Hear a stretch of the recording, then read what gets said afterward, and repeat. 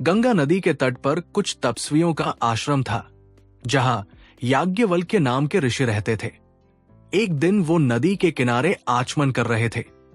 उसी वक्त आकाश में एक बाज अपने पंजे में एक चूहिया को दबाए जा रहा था, जो उसकी पकड़ से छूटकर ऋषि की पानी से भरी हथेली में आ गिरी।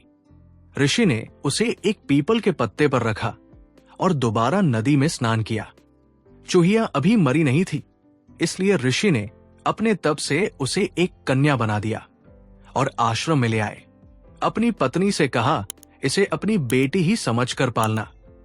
दोनों निसंतान थे, इसलिए उनकी पत्नी ने कन्या का पालन बड़े प्रेम से किया।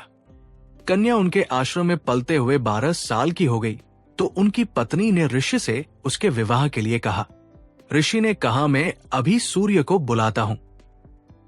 यदि यह हाँ कहे तो उसके साथ इसका विवाह कर देंगे।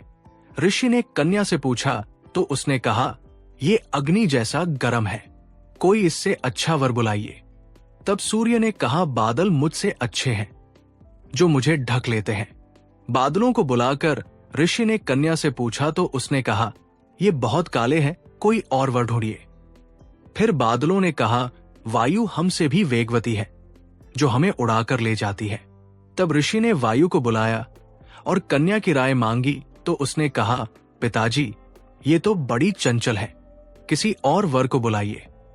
इस पर वायु बोली, पर्वत मुझसे अच्छा है, जो तेज हवाओं में भी स्थिर रहता है। अब ऋषि ने पर्वत को बुलाया और कन्या से पूछा। कन्या ने उत्तर दिया, पिताजी, ये बड़ा कठोर और गंभीर है, कोई और अच्छा वर ढूंढिए।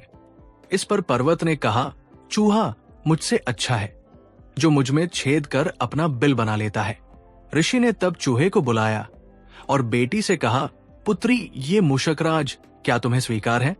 कन्या ने चूहे को देखा और देखते ही वो उसे बेहद पसंद आ गया। उस पर मोहित होते हुए वो बोली, आप मुझे चूहिया बनाकर इन मूषकराज को सौंप दीजिए।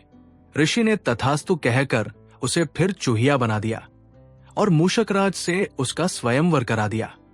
शिक्षा, जन्म से जिसका जैसा स्वभाव होता है वो कभी नहीं बदल सकता।